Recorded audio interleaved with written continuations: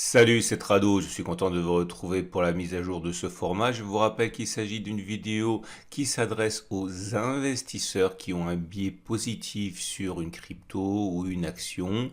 Et à partir du moment où vous avez une conviction acheteuse, eh bien mes vidéos peuvent vous aider à construire votre position de long terme. Cette vidéo ne s'adresse pas aux traders, elle s'adresse à ceux qui veulent acheter progressivement, petit à petit, des positions sur leur actif préféré avec pour objectif de sortie le long terme, voire le très long terme. On commence tout de suite.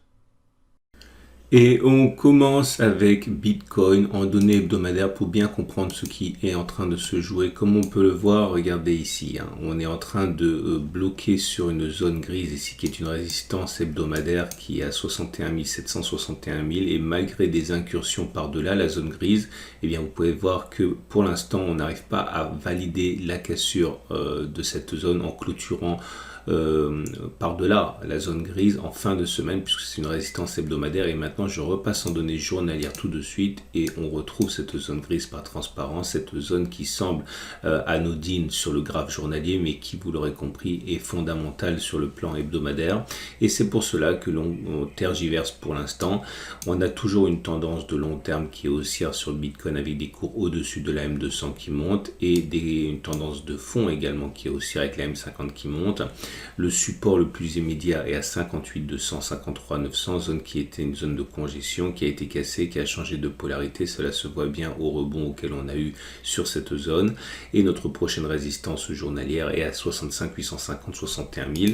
La pression actuellement n'est pas clairement établie. En Aiki Nashi, vous voyez quand vous avez des bougies assez courtes avec des mèches hautes, des mèches basses, une succession de bougies rouges-vertes, tout ça signifie qu'on est en train de prendre notre temps et de consolider le précédent mouvement, en l'occurrence cette très forte hausse à laquelle on a assisté en l'espace de quelques semaines, puisque entre les plus bas du 21 septembre et les plus hauts du 20 octobre, en un mois, on a pris 70%. Quoi de plus normal que de consolider un petit peu, et quoi de plus classique que de consolider sur un niveau de Fibonacci comme ici, puisqu'on est venu faire un appui sur les 23,6%. Alors clairement, cela signifie qu'en matière d'accumulation rationnelle, si vous voulez acheter du Bitcoin pour le long terme, pour le très long terme même, eh bien je considère que les deux zones d'accumulation rationnelle les plus évidentes seraient un retour sur le support journalier pour accumuler quelques fractions de Bitcoin, ou alors une clôture au-dessus de la résistance journalière des 65 850, 67 100. Si d'aventure on devait accuser un repli plus fort sur le support journalier des 53 000, 52 100, il y aurait éventuellement matière également à accumuler quelques fractions. Alors si on utilise à nouveau les Fibonacci pour essayer de trouver des zones de convergence de support, comme on peut le voir, les 23,6% font leur travail de zone de support, mais si on devait aller chercher les 38,2%, ce qui est quand même assez classique, eh bien ça correspondrait aux 56 474 et à la zone de support journalière qu'on a mentionné tout à l'heure à 58 200, 53 900. Donc zone à privilégier à mon avis pour une zone de renfort et d'accumulation progressive. Et on enchaîne avec l'Ethereum qui également est dans une situation très importante, un moment clé, puisque là on est en données hebdomadaires et vous voyez cette zone grise là, c'est une zone de résistance hebdomadaire qui a fait végéter les cours depuis qu'on l'a créé, c'était en mai 2021. Cela fait 3 semaines d'affilée que l'on bute dessus et la bougie qui est en train de se dessiner est le tout début de la semaine qui commence. Donc on dirait qu'une nouvelle attaque pourrait aboutir cette semaine, mais encore une fois, c'est pas la première fois que l'on passe au-dessus pour finalement clôturer à l'intérieur, voire en dessous. Donc c'est encourageant, mais il faut bien comprendre que la force de résistance de cette zone grise va rester active jusqu'à la fin de semaine, dimanche. Donc méfiance, ça semble passer, mais c'est vraiment trop précoce de conclure à cette cassure. On est maintenant en données journalières et comme vous pouvez le voir, La zone grise dont je parle, que l'on voit par transparence, est bien en dessous, mais vous avez compris que les forces de rappel pourraient jouer jusqu'à la fin de semaine, comme ça s'est déjà produit précédemment. En tout cas, il existe une résistance journalière qui est juste au-dessus de nous à 4665, 4600, qui a fait végéter les cours depuis mercredi. Et on a une zone de support ici en orange, une zone qui a été une zone de congestion, qui a été retestée sur la séance de dimanche, de samedi, de vendredi, et sur laquelle on a rebondi. C'est un support journalier à 4450, 4150, tendance de long terme haussière avec des cours au-dessus de la M200, tendance de fond haussière avec des cours au-dessus de la M50 qui monte également. À noter également, je vais enlever ça parce qu'on n'a pas vraiment besoin, je verrai ça plus tard. On a des bougies Aiki-Nashi qui montent un regain de forme, mais ça reste quand même assez discret. Vous voyez, on avait trois bougies avec des mèches hautes et des mèches basses, ce sont des bougies qui ne sont pas fortement haussières, hein, loin s'en faut. La bougie qui est en train de se dessiner est plus haussière puisqu'il n'y a pas de mèche basse, mais encore une fois, vous l'avez compris, hein, ce n'est qu'une bougie de début de séance. Donc pour l'instant, on va dire que c'est pas baissier, c'est plutôt neutre. Et on le voit, la poussée juste au moment où je vous parle sur cette résistance journalière au-dessus de laquelle on doit clôturer. Alors, si on veut accumuler progressivement de l'Ethereum, je considère que la zone d'accumulation rationnelle serait une clôture au-dessus de la résistance journalière 4665, 4600 ou un retour sur le support des 4451, 4150. Si on devait y aller, il existe d'autres zones de support que vous voyez en dessous. Mais en tout cas, pour l'instant, on l'a bien compris, clôture au-dessus de 4665 ou retour dans la zone orange des 4451, 4150 pour accumuler progressivement de l'Ethereum.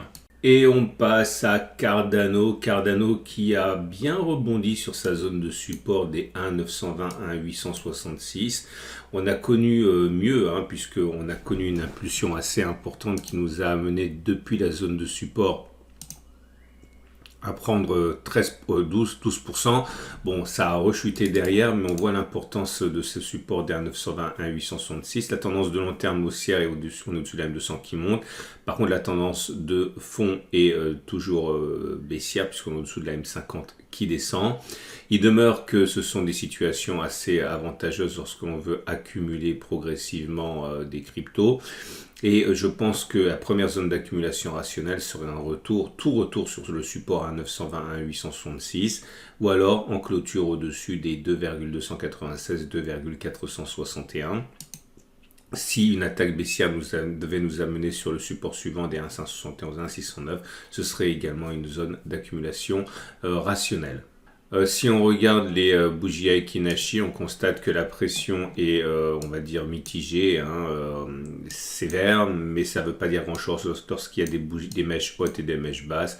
En tout cas, ce n'est pas baissier, hein, ce n'est pas baissier comme ça a pu l'être. On est dans une situation où on se cherche sur Cardano. L'idée, encore une fois, hein, c'est que dans ces conditions, on ne s'intéresse pas vraiment à la force aux forces en présence, hein. C'est simplement à titre indicatif.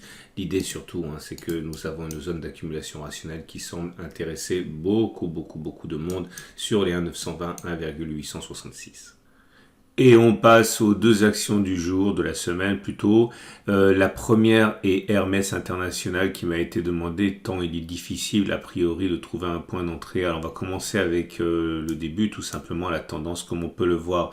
La moyenne mobile à 200 jours est ascendante, on est au-dessus, donc la tendance de long terme est haussière. Et la tendance de fond est également haussière car on est au-dessus de la M50 qui monte également. On a réussi à casser ce canal descendant de manière assez classique. On a pris la largeur de ce canal que l'on reporte au-dessus du point de cassure. Ça donne un objectif qui a déjà été rallié, donc ça ne nous avance pas vraiment. En tout cas, ça a permis à ceux qui ont tradé le canal d'en avoir pour leur argent, mais maintenant il est encore plus difficile de trouver des objectifs.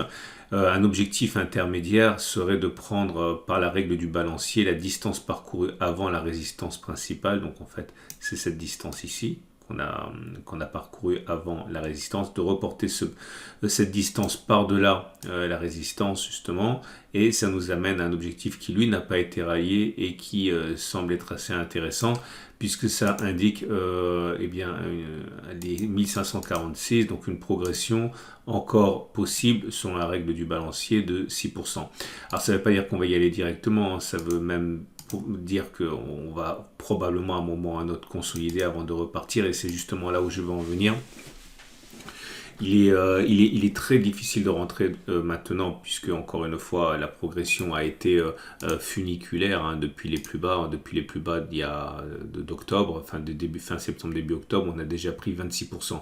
On imagine bien que prendre un quart de la valeur en un mois n'est pas tenable.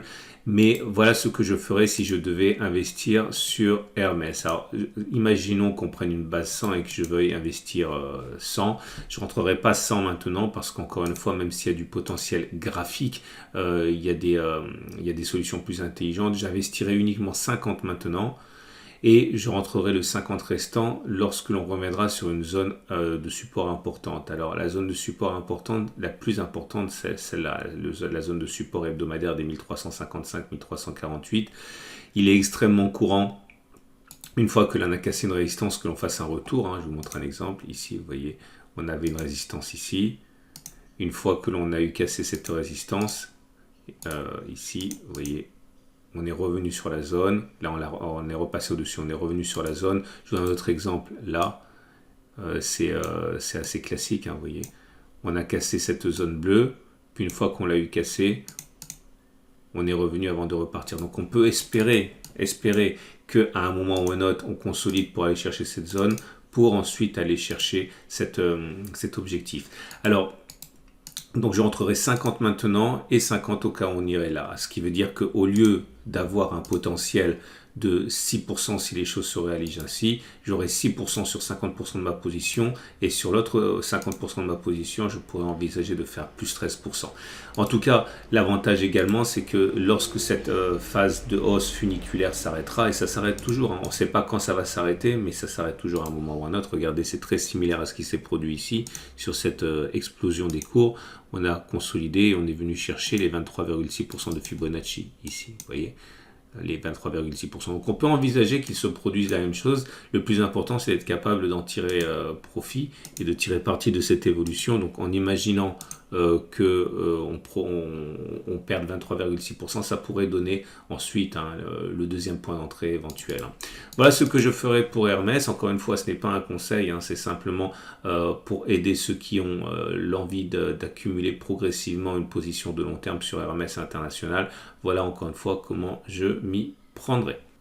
Dernière chose, il est tout à fait possible que l'on aille chercher 1546 par exemple, hein, sans coup férir, sans s'arrêter. Et bien tant pis, hein, je ne serai investi que 50% sur la valeur, ce qui me laisse 50% pour investir plus tard ou sur autre chose, etc. Mais je pense qu'après une telle progression, il faut impérativement être prêt à profiter d'une consolidation salutaire et en faire un phénomène qui pourrait nous avantager plutôt que prendre de plein fouet hein, une consolidation dont on serait victime. Et on passe à la seconde action de la semaine, Téléperformance, qui a subi une déroute vendredi avec 5% d'abandonnés. Et encore, lorsque l'on regarde ce qui s'est passé depuis les plus hauts de la séance, la punition est encore plus sévère puisque c'est plus de 6%, 6,3% que l'on abandonne. On est toujours en tendance de fond qui est en tendance de long terme qui est haussière car on est au-dessus de la M200 qui monte. La tendance de fond, elle, est baissière puisque nous sommes en dessous de la M50 qui descend. Le chandelier du jour est assez toxique hein, puisque couplé au chandelier précédent, ça nous donne un avalement baissier, c'est-à-dire que le corps de la bougie 2 avale le corps de la bougie 1. Donc encore une fois, il est envisageable que l'on aille plus bas, ce qui est assez intéressant dans une optique d'accumulation rationnelle.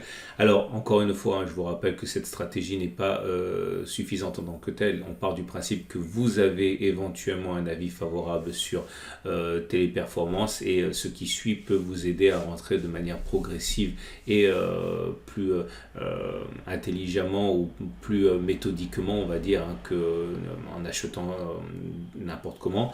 L'idée, c'est que on peut envisager effectivement rentrer en plusieurs fois. Alors, imaginons que je veuille prendre une base 100 et investir 100 sur Téléperformance. Au lieu d'investir 100 maintenant, je rentrerai uniquement une partie de ce que je veux investir, par exemple 25% ou 50% ou même 33%. Le plus important, c'est de comprendre que je compléterai mes positions si on devait aller chercher le support hebdomadaire ici 330-333 qui est absolument ce qui est envisageable, hein, puisqu'on l'a déjà fait le mois dernier. Le retour sur cette zone a été d'ailleurs l'occasion, hein, de rebondir assez violemment. Il n'est même pas exclu d'ailleurs que l'on aille chercher le support hebdomadaire des 313-360, hein, support qu'on a déjà sollicité, c'était en mai. Bien sûr, on ne saura jamais ce qui va se produire. L'idéal ici, c'est simplement de comprendre qu'on peut tirer parti des évolutions, même celles qui pourraient être déplaisantes à court terme. Donc je rentrerai 50 maintenant, je rentrerai éventuellement 25 ici et 25 là, si on y va. Si on ne va pas chercher ces niveaux-là et qu'on devait, pour une raison ou une autre, repartir à la hausse comme une flèche et ne plus jamais redescendre, dans ce cas, je compléterai ma position en cassure de cette résistance hebdomadaire. Donc, le plus important, c'est de comprendre les zones d'accumulation qui sont la zone des 330-333, la zone des 313-306 et la cassure de la zone des 385-377. Alors, il est envisageable, encore une fois, de moduler les entrées en termes de pourcentage comme ça vous arrange, mais c'est vraiment ces trois zones-là que je surveille, avec une accumulation éventuellement dès maintenant pour ceux qui veulent être sûrs de ne pas louper le train au cas où effectivement les cours repartiraient vers le haut. Donc si on fait une simulation en imaginant par exemple que eh bien, on aille chercher ce support avant de repartir sur les plus hauts. En fractionnant les entrées, on a une amélioration de la performance, puisque si on rentre 50 maintenant et 50 plus tard, sur la première portion, on fait du 9%, sur la deuxième portion, on ferait beaucoup plus, hein, 13,6%, alors que si on rentre d'une seule traite, vous comprenez bien que la performance est moins importante, et ceci a fortiori, hein, si on devait ensuite casser la résistance hebdomadaire. Donc voilà ce qu'on pouvait dire pour Téléperformance. Voilà comment je m'y prendrai. Je vous donne rendez-vous juste à la fin de cette vidéo pour la vidéo d'aide à l'investissement de long terme sur les marchés boursiers français et mondiaux.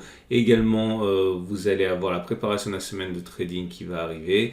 Et je vous donne rendez-vous également la semaine prochaine, lundi matin, pour la mise à jour de ces formats avec 2 nouvelles actions.